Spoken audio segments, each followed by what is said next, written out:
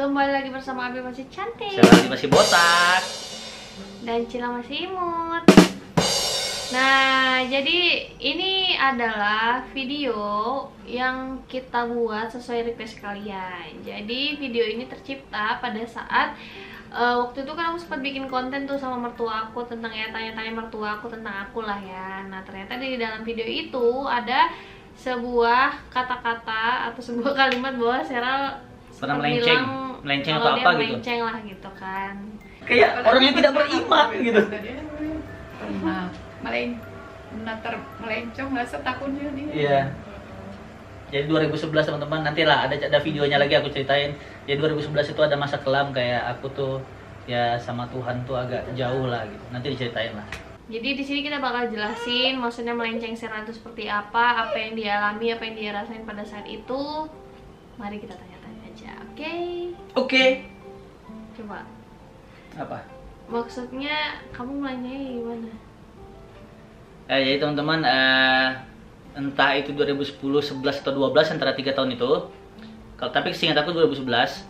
Jadi aku tuh mulai punya kayak krisis kepercayaan terhadap Tuhan gitu. Jadi aku mulai kayak dulu tuh ya bisa disebut ateis lah ya jatuhnya ya. Oke. Jadi aku tuh kayak nggak percaya Tuhan gitu. Jadi bukan aku mau pindah agama ya teman-teman. Jadi aku ngerasa tuh kayak Tuhan tuh beneran ada nggak sih sebenarnya? Aku mikirnya kayak gitu dulu. Apa Tuhan itu dibikin cuman biar manusia itu hidup itu punya aturan? Soalnya secara keseluruhan aku anggap semua itu bisa dijelaskan lewat sains gitu. Lewat ilmu pengetahuan, apapun itu bisa dijelaskan lewat ilmu pengetahuan. Tapi setelah 1 tahun lebih tuh aku nggak sholat, jujur aku nggak sholat, tapi masih puasa. Puasa aku jalanin puasa, cuman aku nggak sholat. Orang tua aku nggak tahu. Bapak sholat, bapak puasa tapi bapak nggak sholat. Ya aku puasa tapi nggak sholat, cuman puasa tok gitu aja gitu. Jadi orang tua aku juga nggak tahu gitu. Sampai waktu itu bikin video baru tahu gitu. Kalau Abil udah aku ceritain dari sebelumnya ya. Dari sebelumnya udah aku ceritain.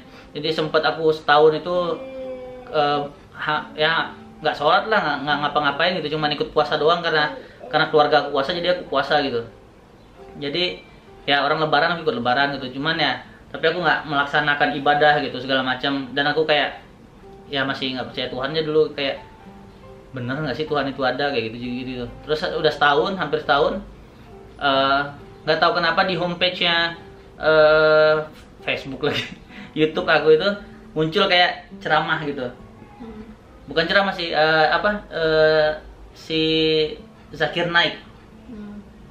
Kan ahli tafsir kan Zakir Naik itu. Jadi aku tonton tuh banyak banget episode dari segala macam negara dia kunjungi tuh aku tonton semuanya. Jadi kayak semua pertanyaan aku tuh terjawab gitu sama dia gitu. Ternyata ilmu pengetahuan itu sudah dijelaskan di Al-Qur'an sebenarnya. Apapun itu tuh sudah dijelaskan gitu di Al-Qur'an. Nah, makanya itu mulai terbuka tuh hati aku lagi. Oh, ternyata emang Tuhan itu ada gitu. Tuhan itu ada, Allah tuh Tuhan aku gitu, segala macam. Ditambah aku juga lebih menggali lagi, aku dengar ceramah kayak Ustadz Abdul Somad begitu. Terus Ustadz Basamalah, segala macam, banyak lah Ustadz yang aku dengar. Buya Yahya juga aku tonton segala macam. Pokoknya yang menenangkan hati lah. Yang paling favorit aku tuh Buya Yahya sama Ustadz Basamalah tuh favorit aku banget lah. Kalau ahli tafsir aku sukanya ya Zakir Naik, itu paling aku suka karena dia menjelaskan tuh secara detail dan masuk akal gitu, ke otak tuh masuk gitu penjelasan dia gitu. Ya udah gitu aja sampai akhirnya aku setelah setahun aku nggak percaya sama Tuhan, aku bertobat, minta maaf sama Allah, aku minta beri kesempatan buat aku memperbaiki diri lagi. Ya udah setelah itu aku mulai ya nggak munafik, walaupun sholatnya juga masih bolong-bolong gitu, tapi aku maksudnya udah menjalankan ibadah kembali gitu, mau menjadi pribadi yang lebih baik lagi. Ya sampai sekarang juga masih belajar gitu.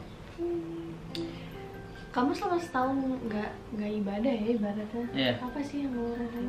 Nggak ada. Ya aku nggak ibadah tuh kayak ngerasa ya udah gitu. Ya udah biasa aja gitu karena anggapan aku, karena aku nganggapan ya Tuhan itu nggak ada ya. Jadi aku jalaninnya ya udah gitu. Tapi kadang juga di jalan aku masih doa Bismillah gitu.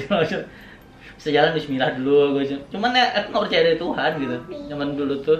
Ya enggak, misalnya kan kalau Abil lah ya, misalnya nggak sholat gitu, kayak resah, kayak gimana ya?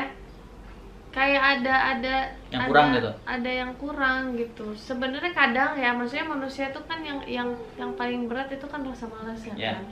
Itu kita niat tapi rasa malas untuk gerak itu yang paling susah dilawan. Nah, kalau misalnya lagi kayak gitu kan, kalau Abil pribadi kan kayak aduh gelisah gitu kalau belum terlaksana tuh. Belum Nah, sholat kamu, gitu ya? kamu gitu nggak sih? Ya dulu tuh nggak ada rasa kayak gitu karena aku nggak percayanya adanya Tuhan ya. Ya udah gitu. Ya mau ngapain gitu? Ya udah jalanin aja hidup kayak biasanya gitu, tidur ya tidur, makannya makan, segala macamnya kayak gitu-gitulah gitu.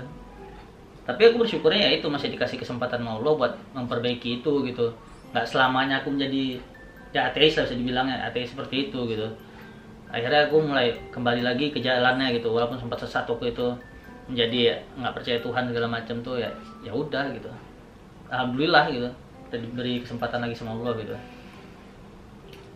Kalau aku sampai ketemu kamu ateis, mungkin kamu nggak bakal nikah sama aku. Nggak akan mau Abil. Iya kan? Nah, Ya ngapain Abil diimamin sama orang yang nggak percaya Tuhan? nah iya itu makanya. Iya kan? Iya. Lebih baik Abil milih orang lain yang bisa ngimamin Abil yang percaya sama Tuhan lah. Ngapain Abil diimamin sama yang nggak percaya Tuhan, sedangkan Abil percaya sama Tuhan gitu kan. Udah kita udah punya, berarti udah punya Gapnya terlalu jauh gitu kalau ini. Ya udah. gitu. Karena kan ibaratnya event misalnya Abil udah cinta mati lah gitu sama kamu, terus Abil ternyata tahu kamu sebenarnya masih ateis pada saat itu, Abil bakal tetap memilih mundur. Iyalah. Walaupun nggak sedikit kan maksudnya di luar sana yang dia udah cinta banget tapi dia memilih untuk maju walaupun dia sebenarnya berbeda gitu kan. Ya, cuman kan kalau aku sama Abil tuh orang prinsip tuh harus sejalan dulu gitu. Sejalan tuh dalam agamanya dulu lah, minimal tuh agamanya dulu sejalan gitu kan. Kalau nggak sejalan kita mending mundur gitu kan. Kayak misalkan aku beda agama sama Abil atau beda kepercayaan atau aku nggak punya kepercayaan sama sekali, mending sama-sama mundur gitu. Karena nggak satu jalan gitu kan. Karena kan yang dalam Islam jelaskan bahwa menikah itu kan adalah ibadah, dan menikah itu adalah ibadah yang paling Enak. ibadah terlama kan. Iya. Ibadah seumur hidup itu menikah. Enak lagi. Gitu.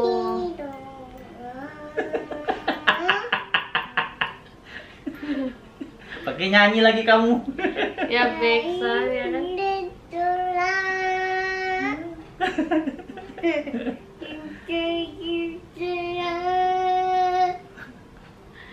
Ya udah, mungkin sampai sini aja video teman-temannya. Mudah-mudahan pertanyaan kalian tentang aku melencengnya gimana, tersesatnya gimana, ya itu tersesat tadi yang seperti aku ceritain tadi. Tapi alhamdulillah di tahun 2012 awal tuh memang udah balik lagi seperti semula. Aku udah kembali ke jalan Allah, udah kembali ibadah segala macam, udah normal lagi ketemu Abil. Jadi ketemu Abil itu udah lama, kejadiannya tuh baru ketemu Abil.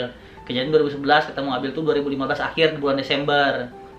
Jadi pas ketemu Abil tuh sudah tobat lah, udah kembali ke jalannya Allah, syukurnya gitu. Kalau ketemu Abil belum kembali ya nggak akan jadi kayak gini, nggak akan jadi cilan gitu kan. Itu tandanya tuh Allah tuh Sayang sama kamu. Iya, dikasih kesempatan. Dikasih kesempatan untuk berubah, Bertobat. jadi orang yang lebih Ya. baik. Gitu. Udah sampai sini dulu, jangan lupa mandi. Kamu belum mandi? Udah Belum. kemarin.